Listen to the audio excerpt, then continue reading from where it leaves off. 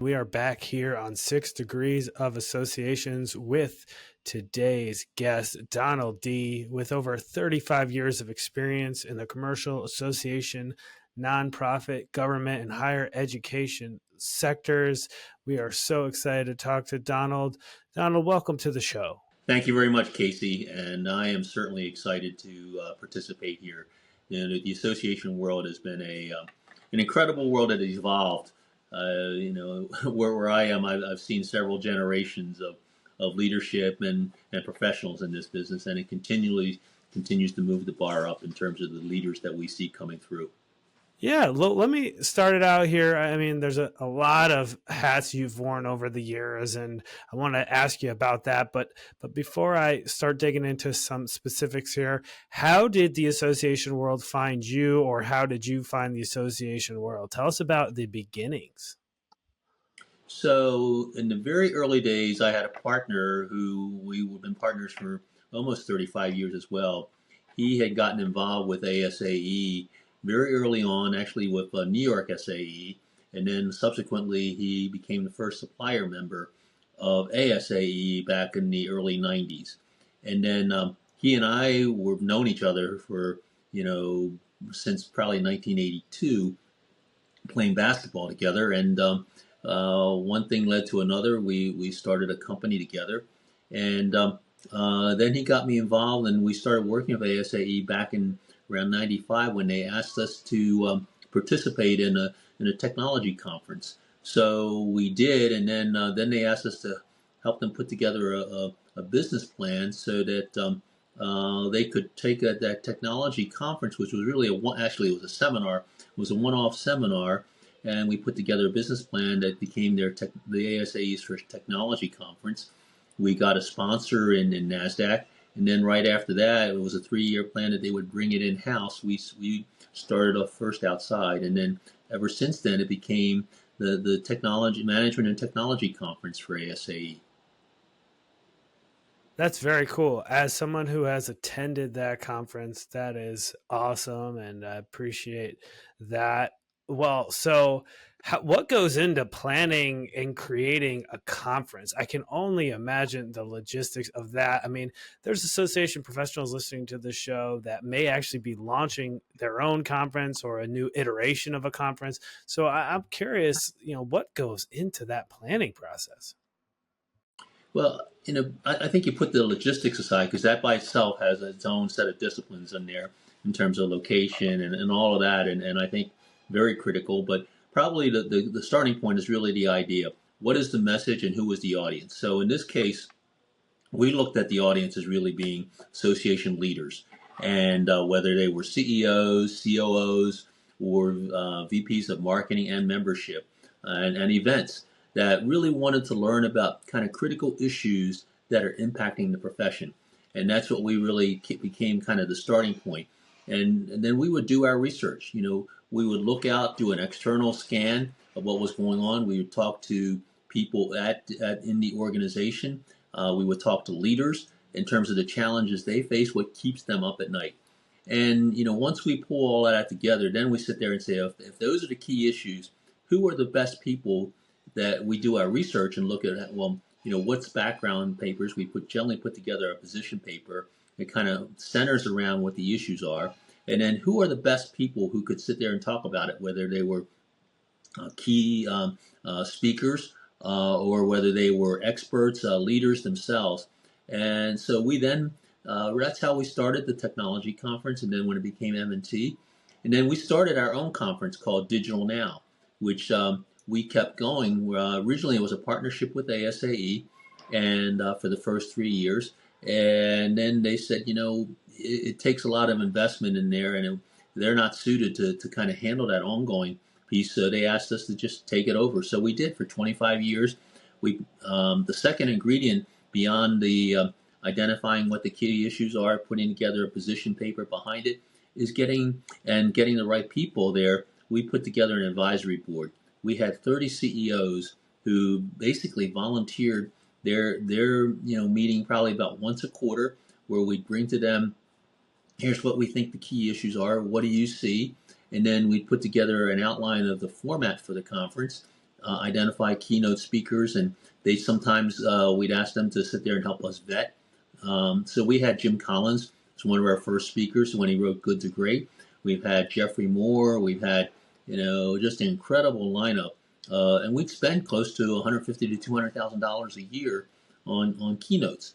And then we'd supplement that in terms of our program with leaders, plenary sessions. We'd bring people from industry coming in to talk about it, and association leaders. We'd have plenary sessions and workshops. So it was 2.5 days of, and it was not inexpensive because it cost us, registrations were about, we tried to keep it very reasonable, $9.95, all the way to an early bird, which was about $6.95.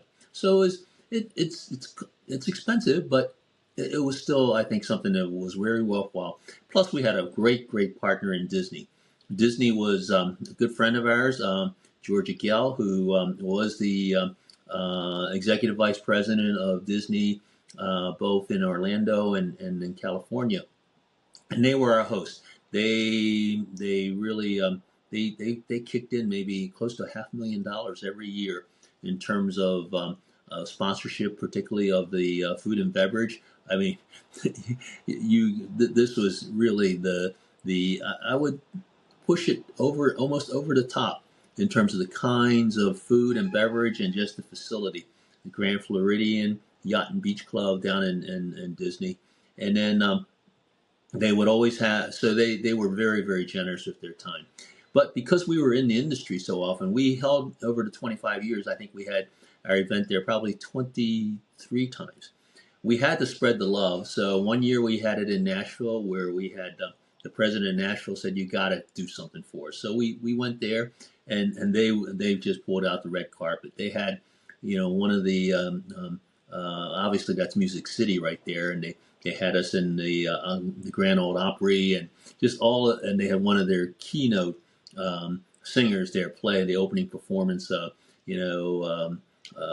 All the lights were dimmed, and then this the talent came out, and it just blew everybody into tears. So, and then another year we went to Universal Studios right there in Orlando, and Universal just went out of it. They went crazy. They shut down the park for us. They had all the Avengers, everybody out there, and they brought Back in the Future, the car and everything there, and they had little minions running around the entire event. So we're very fortunate and blessed. Well, what was the key to the success there that anyone who is in the association meeting planning space can take away from all the experience that you've had launching these meetings and having success? What are some key takeaways? What do they need to know about what makes a meeting successful?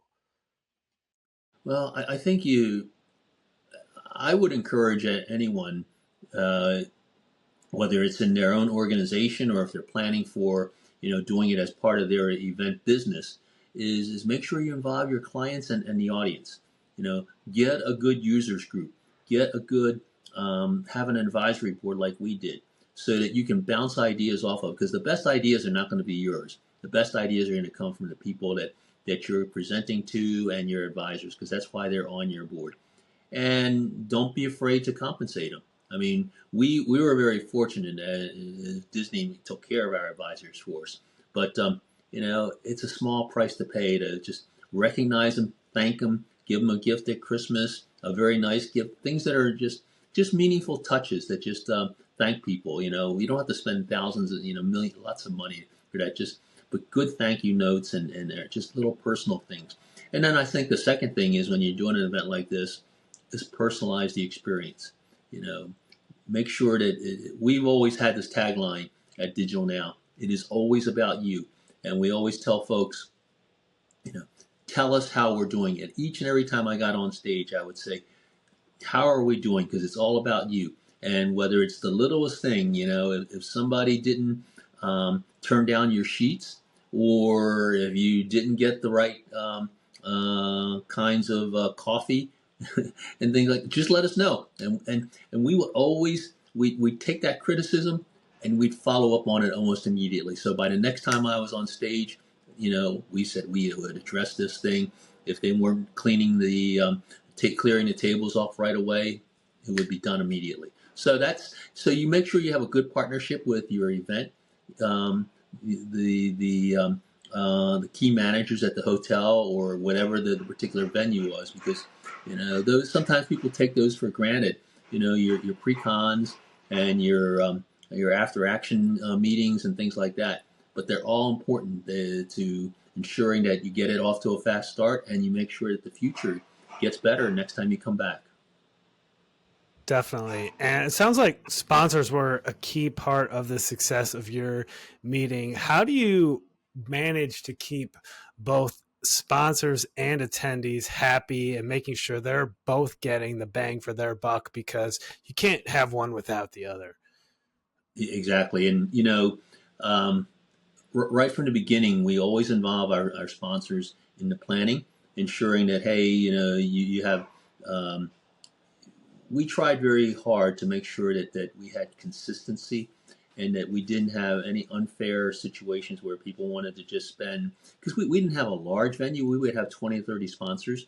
Um, and, we had some people who could spend lots and lots of money, but that wouldn't be fair to the, because everybody had the same, tabletop there. So, and some people would in the beginning would, try to bring all kinds of stuff. I said, no, here's just some standardization. We had a consistent brand on that.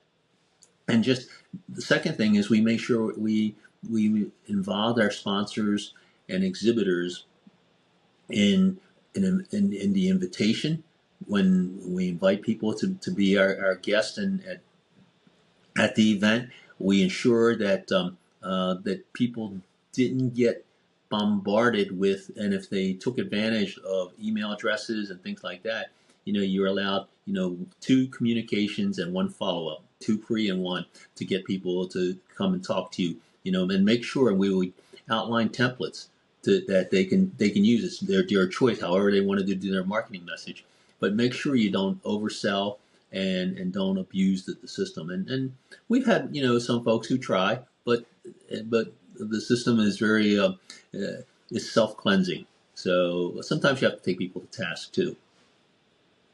That's amazing. And so what would you say? I mean, we've learned about how you found associations, how you got so involved in making, really just creating from scratch two amazing meetings and events and conferences here. So what would you say your core competency is before you got into the events and meetings and making, that all click like you have? What would you say you really found your foundational skill set at?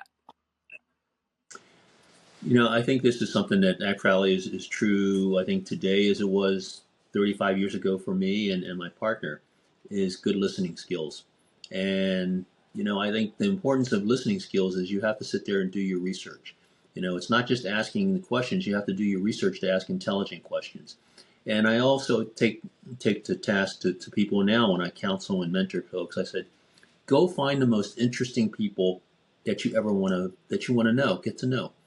And that forces you to think about, well, what interests me in order to find interesting people, whether it's, somebody who's designing the next generation spaceship, somebody who wants to go to the moon, or somebody who's a fantastic artist. Because you're forced to, in answering that question, who is the most interesting people and why, you have to research. You have to understand what your values are. And then once you do that, then you have to sit there. And a second thing I said, now that you've identified who that is, they may be in China, they may be in Bangladesh. If you got the opportunity to say something to them, what would you say? And then, so that's the second question. And remember, you have to make an elevator pitch. You're only going to get a minute at best to get somebody's attention, whether it's a email to them to get a Zoom call or you bump into them and then you figure out what you're going to say. And if you can get those two things right, then and you have a good value proposition in your elevator pitch, then the rest is up to you. And then you're not gonna get it right the first time. The second time, you're gonna get down and scrape your knees, but you're gonna get it right, because if you really care and you're really a good learner from listening, then you're gonna get it right. That's some great stuff, great wisdom. And you work, as you just mentioned, closely with a lot of association professionals and mentoring them and doing some sort of coaching, like you just mentioned. Is that, do I have that right? Yeah, yeah, no. We were very one of the folks who a fellow named Mark Dorsey, who was the president of CSI, which is an association there in Alexandria. I mean, I think I first met him when I was on the board of ASAE in the early, I think 2000 and 2003, and he had knocked on my door and said, I'm new to this world. I don't know anything about associations. Can you help me? So, we said sure, and I started introducing him to different people, and that's what I've done all my career is just help introduce people to others, and then they start making good connections, and then Mark has done an incredible amount. He came, was on the board of ASAE. He rose up in his own organization. He was president of the Ski Patrol Association. What a tough life to live, being and subsequently he became president of CSI, and then I nominated him for the Key Award for ASA, which is their highest recognition of an association CEO, and it was so fulfilling to see someone get to the pinnacle of their profession there. Yeah, and speaking of recognitions from ASAE, as a fellow of ASAE, you received the prestigious Academy of Leaders Award, and that's for exemplary support of ASAE and the association community overall. Tell us a little bit about how that happened. That was. I'm trying to remember. There's obviously an awards committee who is looking for nominations and or who does the nomination process, and I remember the chairman, whose name is escaping me right now, but he reached out to me one day. He says, we were having a get together, a bunch of CEOs and the awards committee, and somebody threw your name out, and then he called me and said, I'm embarrassed to tell you this, but you know we've been racking our brains trying to find somebody, and then somebody mentioned your name, and then it became obvious you should have been here years ago.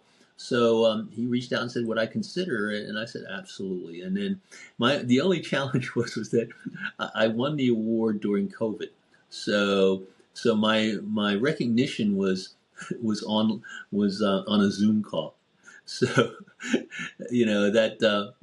but you know what, they had the Summit Awards later on, I think, when everything resumed, and they did a recognition for myself and the current CEO of ASHA, and she and I both got one moment to get an applause, which is fine. I mean, the honor was just meant so much on that side. But I think that's something that I think today I helped. I hope I don't jump on your question, but I helped to find to put together the Asian Pacific Native Hawaiian Islanders Association, and 3 years ago, when there was just a lack of inclusion of Asian Americans in America, let alone in the association profession. And I went and found 30 CEOs to just kind of get together and say, let's raise a voice, let's help advance leadership. And I got Michelle to agree to support us, and that advisory group is now continues to be a strong 30, but we have just a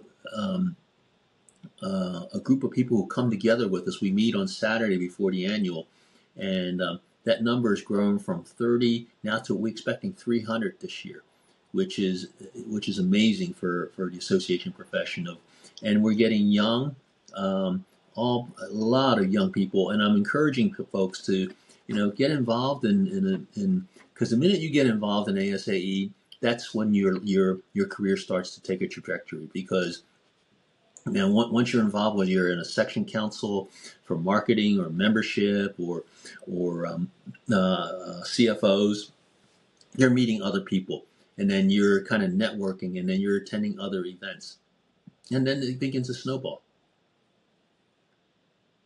Yes, and for those that listen to this show, they'll know that Wendy Jo Toyama, who is the CEO of the American Academy of Hospice and Palliative Medicine, she actually put us in touch. So she is very active in the ASAE AAPI Advisory Group.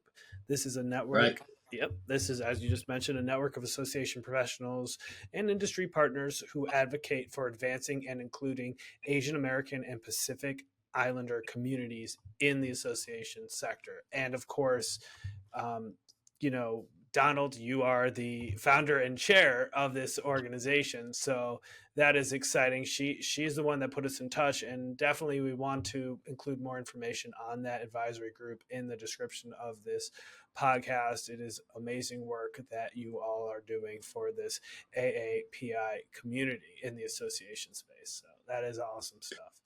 No, and I recruited Wendy, and she will be taking over as I retire this year as chair. She'll be taking over as chair of the group. So, in fact, we're both on a research committee for ASAE, and we were just on a call about an hour ago Yeah. together. Yeah. I mean, you couldn't have selected a better voice to lead that group. It is in good hands with Wendy Jo Toyama stepping in here in 2025. So that is cool. I opened this conversation asking about how you found associations or how they found you. I want to kind of, as we work towards wrapping up here, ask you what's kept you in associations over the years. Why has this unique group of professionals really, you look at a resume of a guy like Donald D, he could be doing anything he wants in any sector of the economy, but you've purposely stuck with association, something about it you love. What's kept you in it? I think the thing is, and you can do this whether it's in government or whether it's in the commercial sector, and in my case, I think that one of my fundamental values, which has guided me since I was really in high school. Um, up until then, it was hard being an Asian American. I grew up in Baltimore, near Pimlico, and we had a small little Chinese laundry there. But the neighborhood had changed very dramatically, and you learn at that point how to survive. And I was just a little kid. I was a dumpy little kid, as a matter of fact. I was just really fat and couldn't walk, couldn't run, just waddled. And I got my share of getting beat up. But you learn street smarts. But one thing I did take away from all of that, is particularly after the Martin Luther King riots of '68, if you're going to sit there and be in this world, you got to want to make a difference in this world to make it a better world. And that's always been my principle of being able to make a difference in society. And I think that's what associations do. Their mission and their charter, has an element in that. And that's why, I got involved in higher education. I chaired the board of a university, because in this particular university, our focus is on second chance students, adult learners. But associations as a whole, have an element of wanting to better that profession, that trade organization in what they do. And I think it's something that I think you can't find that as much. I mean, I found that I am also on the board. I chair private equity firms and commercial organizations as well. So but of all, I think associations really have that little bit of DNA that's different than the other groups. This has been a great conversation, and Donald, we could talk for a while, but I have the task of wrapping us up here, and I did want to ask if there was someone in the association community that, of course, I'll make sure we haven't actually spoken to them yet because we've had some great guests on the show over the years. Is there someone in the association community you think that we should actually reach out to and have a conversation and learn from? Um, I would say that there are um, three people that I would put out there. I would say, certainly Mark Dorsey, because obviously he's made an impact. I would say Diane Tucker. She was chair of the CAA Commission, and she just became a CEO. And she can talk about what it's like from a CAE standpoint, and from also getting a job as a first chief executive. And then Kristen Throng, who is a young professional. I think she's a VP of membership and events now, and she's trying to advance. She's working hard at it. Sometimes it takes a couple steps forward and a couple steps. You hit a speed bump here and there, and that's what life is about. And she's had to sit there and go through that. And I think those are three really good resources. I think that your audience is going to find, and you're doing. Thank you for doing such a great job of reaching out and bringing shedding a light to this profession. Absolutely. Donald, this has been an amazing interview. In the spirit of 6 degrees of associations, we always ask for the guest to nominate another guest. So appreciate you doing that times three. Amazing, amazing stuff. Ladies and gentlemen, you've been listening to Donald D. He is a man who needs no introduction or any sort of, any sort of accolades because he's done it all in this association space, with 35 years of experience and just amazing. So much to go back and re-listen to learn from this one. Thank you again for your time, Donald. All right, take care, Casey. Bye bye.